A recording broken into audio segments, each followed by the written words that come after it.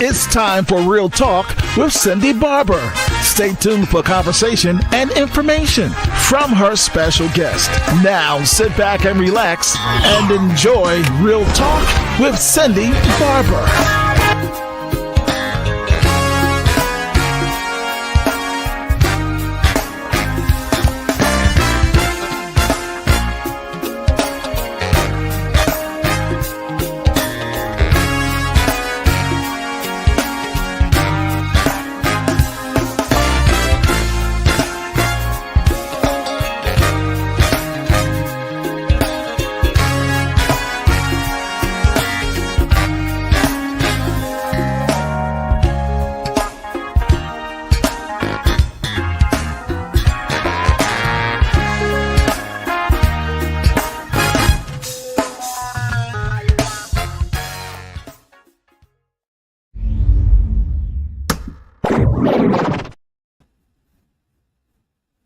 Good evening, everyone, and welcome to Real Talk with Cndy. Please share and let others know that we're on tonight. It's good to see everyone. I see you coming on. Those that are watching, join us from YouTube. Welcome, welcome, welcome to Real Talk with Cndy. My guest is here, and I'm going to bring him on in a few minutes. So I'm excited to see everyone here. Please let me know the city, state, or country that you are joining us from on tonight. God bless you. I see you coming on. Yes, yes. Let me know city, state, or country you are joining us from tonight. And I'm so excited to have my guest with me on tonight. He's here, and we're going to let him loose. He has a lot to share on tonight. But I hope everyone had an amazing Sunday. Amazing Sunday. It's good to see you. I see you coming on. Let me know city, state, or country you're joining me from. Welcome, welcome, welcome. My dear sister Stacy from East Hartford, Connecticut. Welcome. Good to see you on tonight. Please share and tag and let others know that we are on live and living color. Also, if you would like to be a financial blessing to Real Talk with Cndy, and many of you have done so, please send my Cash App is $Cndy's Keys, $Cndy's Keys, and I'll be glad to accept whatever God lays on your heart for me on tonight.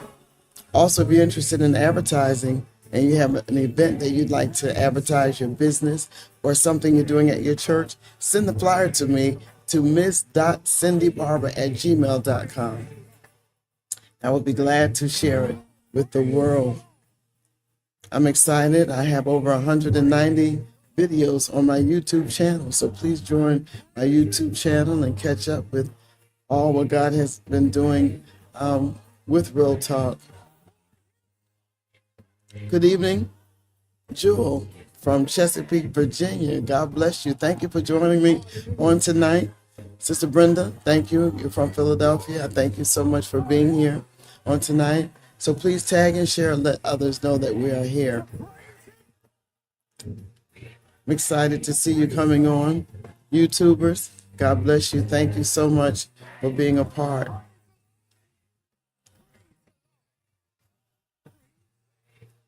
God bless you. God bless you. God bless you. And also tonight, if you have any questions for my guests, I'm going to open up and let people know when it's time we can ask. You can ask him some questions on tonight. We will be talking about a lot of different things, and I'm excited to have him with me on tonight. So I'm going to bring my guest on now.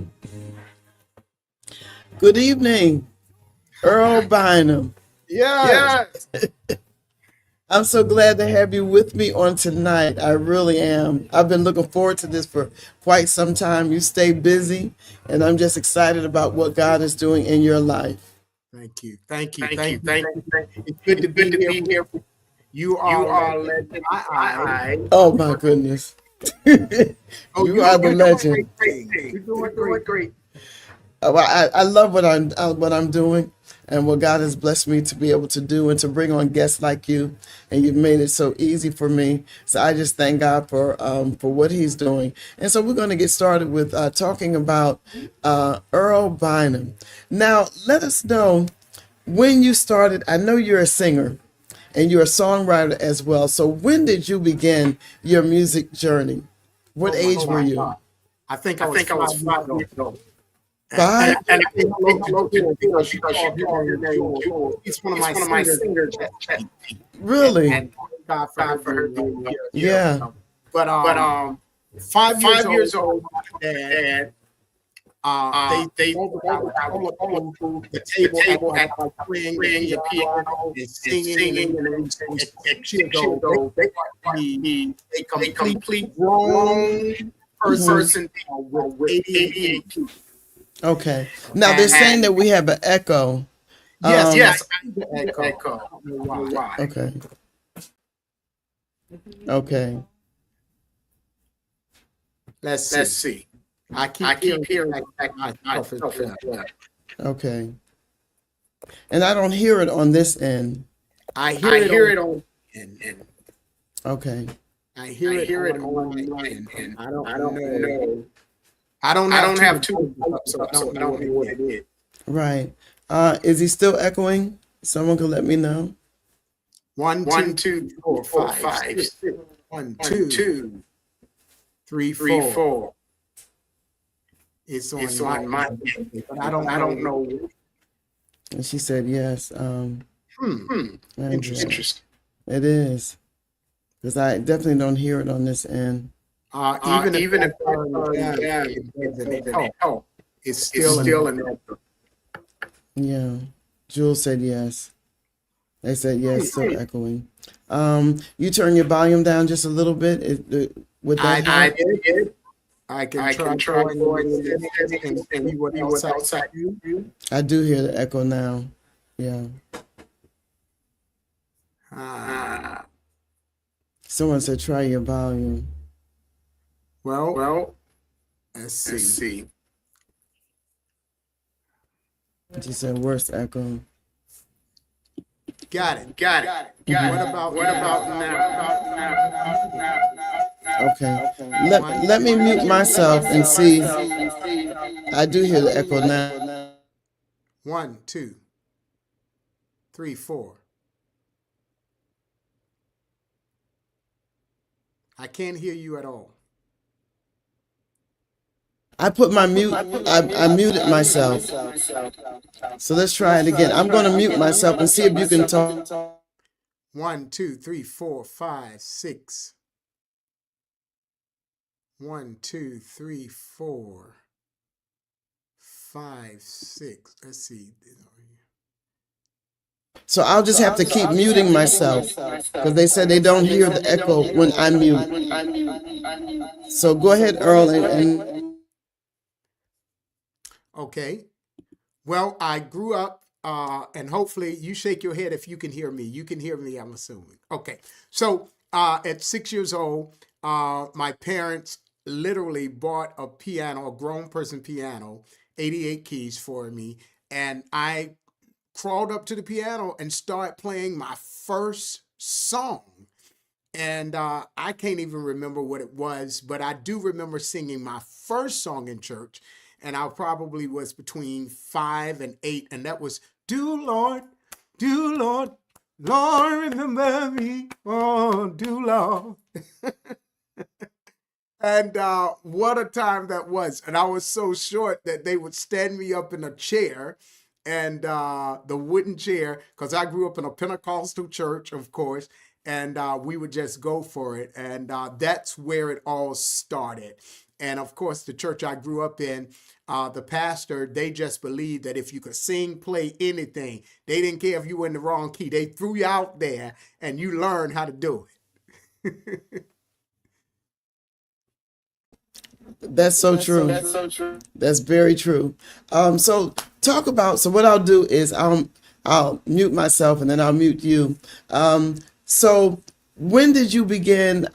You became a minister of music, and what age were you when you became a minister of music? Well, in my younger days, let's just say this. I remember being in middle school and high school, and I was probably playing for 3 churches on a Sunday. I would go to the AMEZ church, and play for them. And then I would go to the Baptist church because they had another time play for them. And by the time I got to the Pentecostal church, we were still in testimony service and play for them. So I was just doing it. And at that time, it wasn't minister of music. You were just a musician for the church and choir director, teaching the parts. So I guess you were that, but they were not calling you that. And that's how it all started. But I guess my first real minister of music job, when you say minister of music, came probably when I was in college at Norfolk State University. And that was at Cndy Baptist Church, Dr. O.L. Cromwell. I'll never forget it. And the crazy part is, I remember as a little boy, I grew up where the Baptist church I was at used to visit his church in another city. And I remember him coming to our church. And I'm standing at the board at Norfolk State University in the music department where they had a board where you could look for jobs. And up there, he was coming to pin a job about looking for a minister of music. And when he walked up, I said, "I know you." He said, "I think I know you too." And then we start talking, and I said, "Well, I came from Shiloh Baptist Church with Pastor Brown." He said, "Well, I'm Dr. O.L. Cromwell." I said, "Nah, that's how I know you." And he said, "What you doing looking at the board?" I said, "I need a job as a minister of music." He said, "Well, I need a minister of music. You're hired." And that's how I got my first job. That is amazing. That is really amazing. So your love for choirs began when, and what direction, even as of now, the choirs are back. They're gradually coming back, and many of them are back, and some of them have never stopped singing. So what is your take on the choir, where we're headed now with choirs, now that we're back? So when you started your love for choirs, when did that happen? As a minister of music, or was that before? I would say that is before, because in our home was quartet choir music. It was quartet and choir, because my dad was in a quartet called the Gospel Travelers that traveled all across the country. And my mom was in a group called the Sunbeam Singers that traveled across the country that sounded more in the style of the Caravans. And my dad then were always on programs with Willie Neal Johnson and the Gospel Keynotes, the Volunteers from Detroit, Blair, and all of them from Chicago. I mean, it's so many. Willie Banks and the Messengers. I mean, I just grew up in that era. And so, but I grew up listening to James Cleveland, GMWA. I grew up listening to Bishop Michael Rogers and Tidewater Bible Way. Grew up listening to Institutional Radio Choir. Grew up listening to Keith Pringle and his choir. It was all of that. And so my love for choir started early. And then I remember I was in the 8th grade, and the senior class president at the high school say, "Earl, I know you an 8th grader, but can you start a gospel choir at our high school?" And I did then. And so at that point, we started a gospel choir in the high school. We had about 50 to 60 students who came out. They stayed in the choir. The school really supported us. When we had to travel, we literally traveled all over the Hampton Roads, Virginia area. They gave us a bus with a driver and all of that. And we outgrew the school so much that by my 10th grade, they were like, "We can't support y'all anymore." So my mom and dad literally allowed us. We were the Franklin High School Gospel Choir. We came out of the high school and became the Franklin Gospel Community Choir, because the city was Franklin. And my mom made our choir robes, and we rehearsed at my parents' home. And we just continued through my senior year in high school as the Franklin Community Gospel Choir. And from there, went to Norfolk State and was taken in as the first freshman my 3rd week in college over the gospel choir at the university. And that has never happened in the history of Norfolk State University. So I became their first freshman choir director, and they had gone to competitions for 11 years at the Big Baptist General Convention for the gospel choirs for colleges, and they had never won. And my first year, we placed 3rd nationally. And God just kept doing things. And then I remember my sophomore year, I marched in the band. And during that time, Old Dominion University, which was across the way in Norfolk, was looking for a choir director just for the weekend for their choir anniversary because their choir director had become ill and it was their anniversary and they needed someone. So Dr. McCullough, she asked, they called the music department at Norfolk State. The Norfolk State department head said, hey, we got somebody. We're going to send Earl Bynum over. One weekend of me playing for them and rehearsing turned into 10 years, and I became an adjunct professor at the university. So it just kept going. That is amazing. That is really amazing. Now, what is your take on with choirs now, church choirs and community choirs? What is your take on where do you see us headed, or what is your take on about choirs? I think choirs are so important. They are so important. They are so relevant. And I say that because, too, one reason is when you go to a movie, anyone, let's put it in this example. Say someone who's not church and they go see a movie and there's a church scene. The first thing you see is a choir.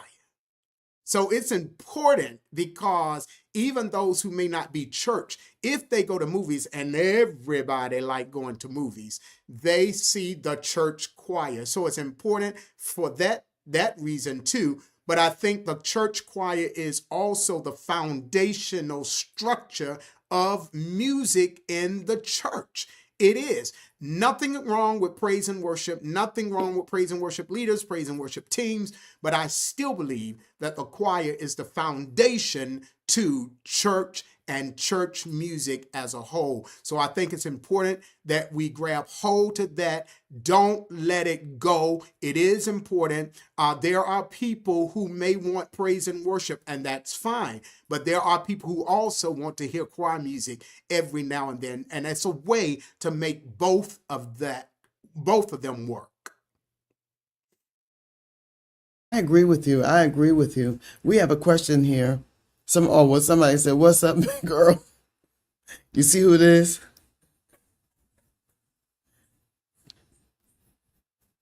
And someone else said, "We still need the choirs." Stacy Bent says, "So true. Choir is fundamental." And someone else says, "Yes, bring back the choir." And Dontrell said, "Yes, I agree." I think it's so important that you elaborate on that because we do need the choir. And like you said, even in the movies, when you see church scenes, the first thing you see is a choir. The first thing you see is a choir. The choir that you're now working with at your church, and I know you're a phenomenal songwriter. You have written so many songs. One song that we were playing when we came on, Psalm 117. Explain when you began to write that song and some of the songs that you have written for choirs. Do you write especially just for choirs? Or are you writing for other people? But elaborate on the songs that you've written on the album that you did with the choir at your church. Well, let me first say that I didn't write Psalms 117. Pastor Cedric Rousen wrote that song and submitted it. And we've been working together for years, even when we did the Virginia Mass Choir back in the day, because we had a mass choir just like Mississippi Mass Choir, and we would travel and we worked together. And he's a phenomenal writer who is now a pastor. However, there are a few songs that I did write. I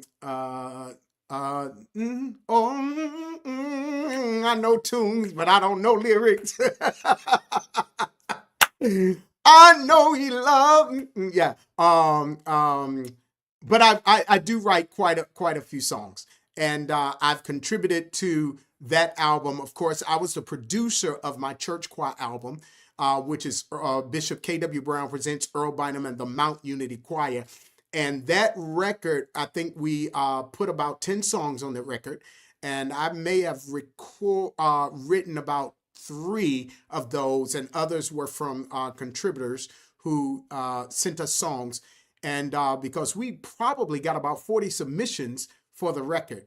And that was amazing. And we went through them and chose what worked best for us. We had the likes of Dr. Judy McAllister, who came in, and she had written a song and was a part of it. We brought in Lemmy Battles to lead a song, of course. We had Charmaine Swimpson from Kurt Franklin Singers, who was with us because she's actually a partner member of our church from Virginia, who now lives in Atlanta. Lady Tibba Gamble, who is the mother of Coco from SWV, if you know her, who grew up with the Bronx Mass Choir leading for them back in the day. And it may have been one or two others, but such a phenomenal record. I thank God for those writers of that song. And that record actually was nominated for 3 Stellar Music Awards. And during that time, we were in the category for Choir of the Year, Contemporary Choir of the Year, as Packaging of the Year, I believe, and it may have been one more, and we won Contemporary Choir of the Year, and I'm so honored because I had the privilege to produce that entire record, so I was excited to be able to be the producer of my church choir record that my pastor believed enough in me for me to do that, and we came out with a win. And it's so funny, when I first got hired, he was asking me, what do you see as the vision? I said, well, I don't see myself playing. I see myself constructing a music department and running a music department, putting things in place, and we can record if that's what you want to do. He said, you think we can record? Yes, we can record. Do you think we can do this and do that? Yes. You think we can hear ourselves on the radio? Yes, we can do it. So my goal was to bring out that vision, which was in his heart. And we did just that. And that was because the hand of God was on it. And it was the favor of God. You know, God can use anybody. But I thank God that after 10 years, Psalms 117 is still being sang across the country. Oh, bless the name of Jesus, still being sung across the country. I have no doubt, still being sung across the country. And all of those songs is from that one record. So I am thankful because someone said to me the other day, they said, you know how the Hawkins wrote classical music that stuck, wrote music that stuck. And they say you have a record that will be around for a long time. So I'm thankful for that.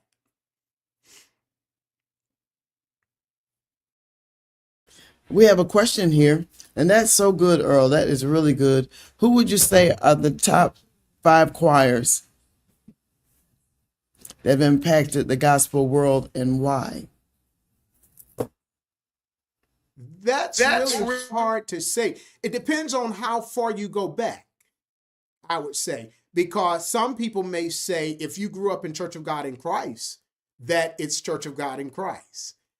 Because Dr. Metty Moss Clark, for most, if we remember there, I think there's some background information about her being one of the first to come up with 3-part harmony in choirs. So it depends on how far you go. But then you can go to the Gospel Music Workshop of America, Reverend James Cleveland, who had choirs and chapter choirs all across the country. So it depends on how far you want to go back. If you're talking about modern time and where we are now, I mean, you have so many choirs to pick from, like Ricky Dillard and New G. Of course, Hezekiah Walker, Bishop Hezekiah Walker, set a foundation in the 80s and 90s that was, I mean, ridiculous. When he make you clean, you know, all of that was coming. But then you can look at the Institutional Radio Choir, which was before him, or you can look at Bible Way, which was before, you know, him as well, because he came through Bible Way.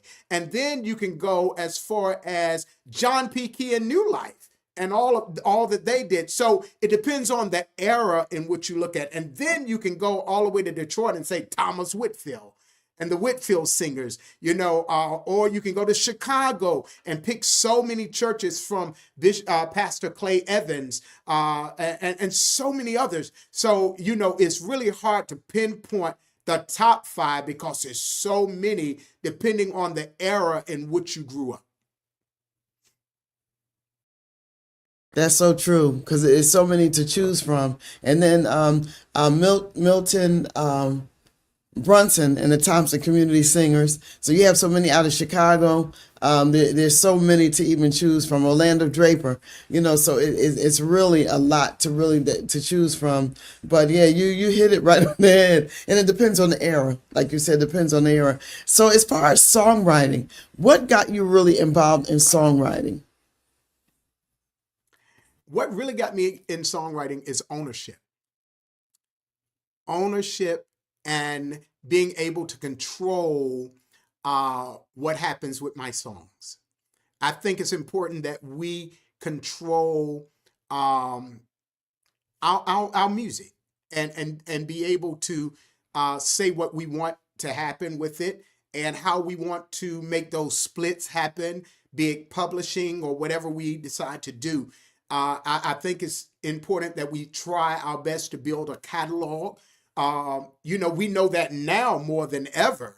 But in your early days, you didn't know how important that was because a lot of times we didn't get taught how to do certain things. We just did it. And maybe we wrote songs but did not register them, and all of that, those kind of things. But now I think we are in an era where we're learning more that it's important to register your songs, be with someone like an ASCAP, BMI, CSAC, or someone to have your songs there, and then get with the other platforms that can help you gather monies that belong to you. So I think it's important of ownership. That's what really got me into it. And I just like being as creative as I can. But oftentimes I can go through my phone. I have like hundreds of one-liners. I just need a bridge and a verse. Yeah. Bridge and a verse. That's so true. Bridge and a verse. So let's talk about, you're on the radio. You have your own radio show. And so let's talk about that, about your radio show.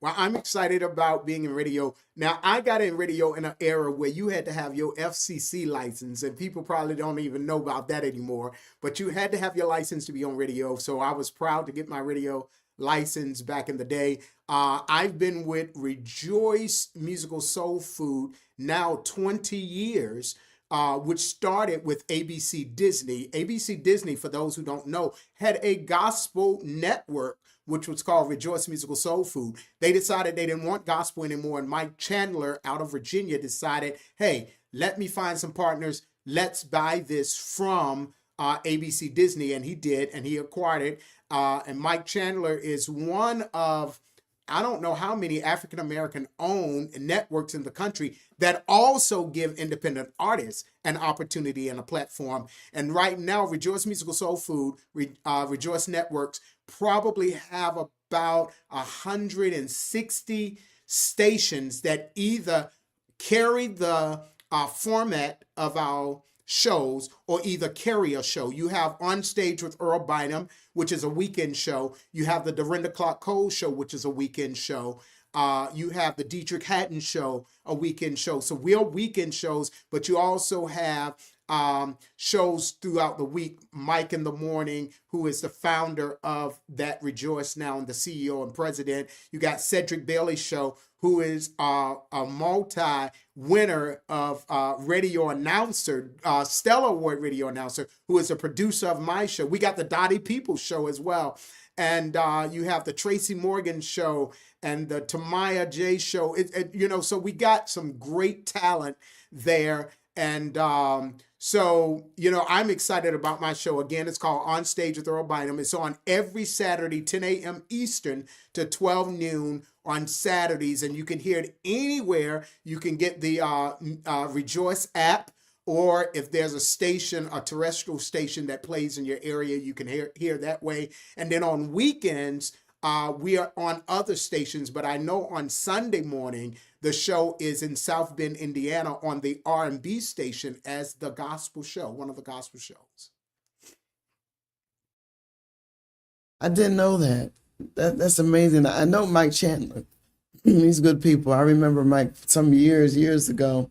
And I know radio is important. It's important to have your music on radio and to listen, because there's so many, now you can do it on the app, but there's so many cities and states that do not have gospel music on the radio. They don't have radio stations like that. So thank God for the apps that we have. Let's talk about what's next for Earl Bynum. Let's talk about what's next for Earl Bynum. Okay. And before I say that, let me say some people might be like, well, radio is not important. Don't forget that if you're listening to your music on an app, you're listening to radio through some form. So we want to remember that.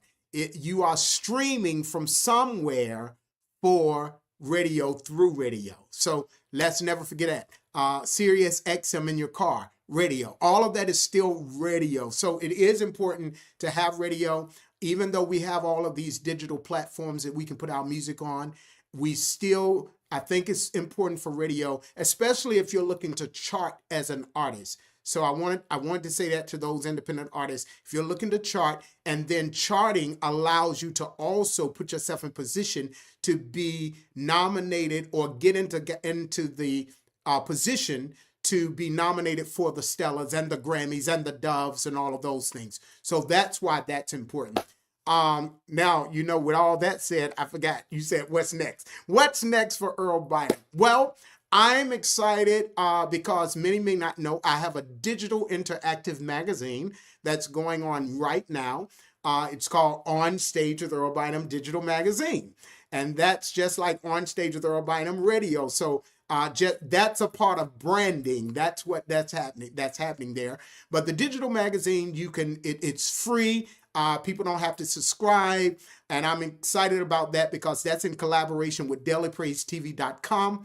And my first one came out in September, my first issue, and that covered GMWA and Gospel Music Workshop of America. And it was also Prostate Cancer Month.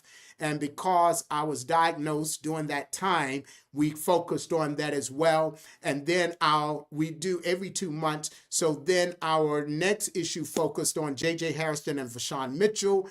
And then our next, during the December area, focused on holiday music with, from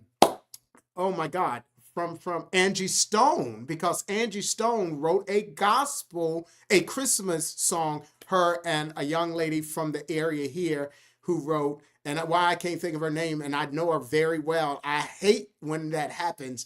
But at any rate, Juanita Wynn. She wrote the song, and Angie Stone was also featured on it, so we featured them. But I'm excited about this next issue. Y'all got to follow my magazine. Please, please, please follow my magazine. You will get the link. You can hit me up. We can give you the link. But the new issue is coming out, and the new issue will be of my pastor and his wife, Bishop Kim W. Brown and Elder Valerie Brown, because they have made history as the first married couple who are both rectors for universities. So I'm excited about that. My bishop, Bishop Kim Walter Brown, former pastor, because his son is the pastor now, but Bishop Kim Walter Brown is the rector for Norfolk State University, and his wife is the rector for Virginia State University, both universities where both of them graduated from, and they've gone back. So that is so exciting, and it's going to be a great article, so I want people to check that out. But that is what's going on in my life, the magazine. I'm excited. And if you want to be in the magazine and you're listening, we have space for advertising. If you're an artist, and what I like about this magazine is not just articles that you read, it's embedded with videos. And like you and I talking right now will be embedded in there, so people don't have to just sit there and read. That's why it's interactive. So I'm excited about that. So definitely would like to have any of you who got a business or something you want in there. And it's not based on my followers and stuff. It's based on the algorithms as we studied for the last 4 years to make sure we are in sync with what's going on with the digital world. So I'm excited about that. Also going to record a new record. I'm excited about that solo record.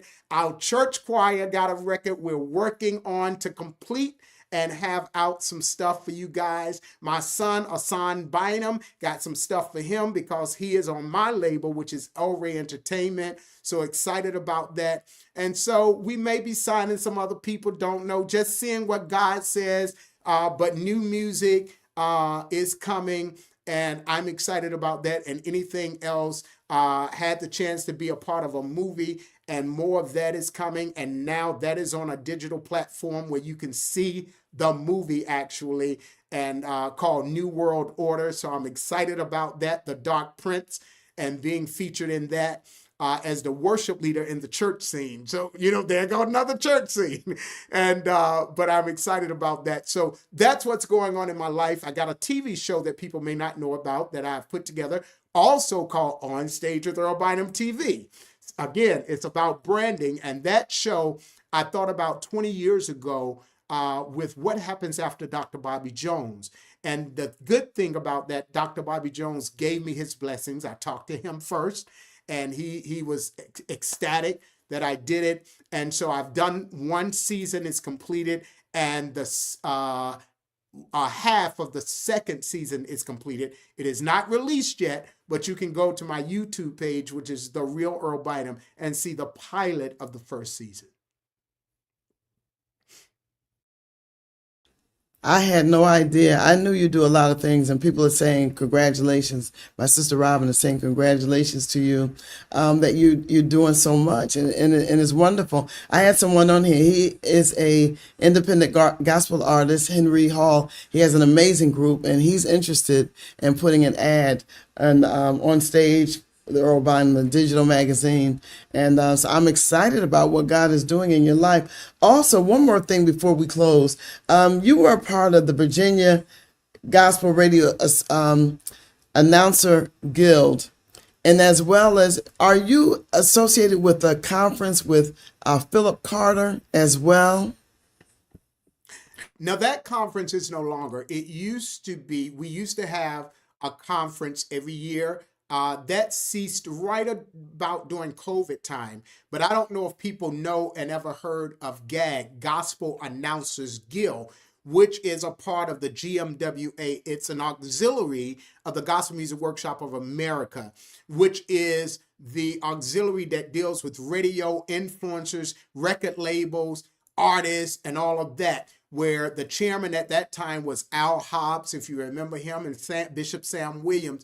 Well, I was appointed last March as the new chairman over that whole auxiliary. So I'm the new chairman for that, and that's now called the Alliance of Gospel Music Professionals. And we have different chapters across the country, and you can be a part of us. I look forward to you if you want to be a part of us. Definitely, I'm pushing independent artists because someone needs to give our independent artists a platform.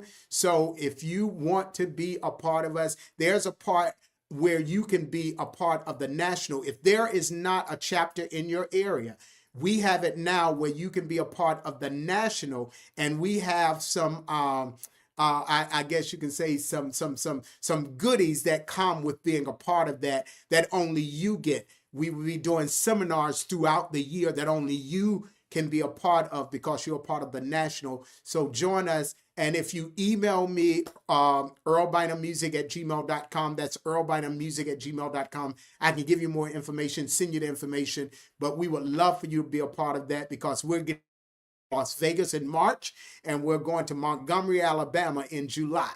So let's do this together because we are better together. Absolutely right. Yeah, absolutely right. And I just commend you for even wanting to share and help independent artists and help you, basically helping everyone. And I just want to thank you for doing that. Mark Collier said, Dr. Earl Bynum, a great songwriter, minister of music, and friend to the independent artist. And that is so important, Earl. That is so important. Before we close, share a little bit about the cancer, what you have been going through in your body. Well, some of you may not know, I was diagnosed with prostate cancer, and with that, they didn't know that something was wrong. Actually, what happened in 2023, I was coming upon, or was it 2024? I was coming upon a year of my dad passing at 80 years old, and my dad died of cancer. And so I said, well, let me just get checked. So I wasn't feeling anything, to be totally honest. I didn't feel bad or nothing. I just said, let me get checked. Went to get checked. They couldn't find anything, but my numbers were high for someone who should have cancer. And so they said, well, let's run some more tests. They still didn't find anything, but my numbers were still high. So what they did, I went through an autopsy, I guess you call it. No, what did I go through? Well, they put me under. They put me to sleep. Let me say that. And they pulled tissue and everything and tested the tissue, and it came back that I had prostate cancer. And by that time, it had moved out of the prostate into lymph nodes in my lung, liver, and different places like that. So I went through radiation, still going through radiation. I'm in my 6th week of radiation, and I go every single day biopsy. Thank you all so much. Justice. I'm in my 6th week, and Pastor Justice, love you, man. I'm in my 6th week of going through radiation. I go every day besides Saturday and Sunday. And thank be to God, my last day is this Thursday. And we will see what the doctor says, but we still believe what God is going to do. Okay, they are saying that it is curable, but not treatable. But we know a God who's a miracle worker, and people be like, how do you keep going and you having radiation every day? All I know is God is giving me the strength, because the joy of the Lord is my strength. And I believe by God that by his stripes I am healed. Faith is the substance of things hoped for, the evidence of things not seen. All I know is I got to believe what I read. And if I'm going to read it, I might as well believe it. And I do believe that if God gave it to me, God can heal it as well. If God allowed it, let me say that. If God allowed me to have it, God can heal it.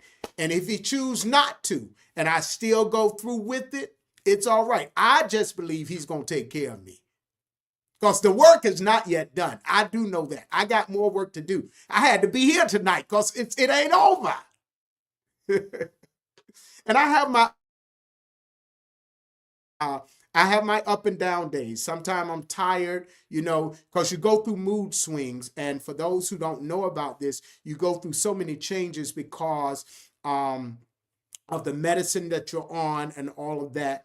But however, you just got to believe God, go through it, and put a team of people around you who have faith to believe that you can be healed, and praying for you and with you. Absolutely, absolutely. We all know and I can attest that God is a healer. Robin Taylor put a scripture there, Psalm 103:3. Everyone is saying it's already done. Amen. Also, Henry Hall is saying, praise God, we believe the report of the Lord, and his report says that you are healed. Standing in agreement with you, you're alive because there's more. And that is so true. You're alive because there's more. And Dontrell said, we believe the report of the Lord, and everyone is believing God for you, and continued. You would never know, looking at you and hearing from you, that you're even going through what you're going through. But like you said, the joy of the Lord is your strength, and God knows he's giving you the strength here. And close out with, say something. If you want to sing something, give us closing remarks. And I want to thank everybody for joining us on tonight. And I look forward to bringing Earl back on again. He has always just been the same. He is the nicest man that you ever wanted to meet, who has a love for people and want to help see independent artists succeed. And I thank God for him so much. I really do. I really feel like he's a brother. I can text him anytime and he'll get back in touch with me. And I thank God for him so much. So say some closing remarks before we I was going to say dismiss. I'm so used to church. Before we leave. Thank you, first of all, to you. I'm telling you, you are amazing, and I thank God for you. I thank God for our connection and our meeting, and God just connected us, and what an amazing connection and friendship it has been.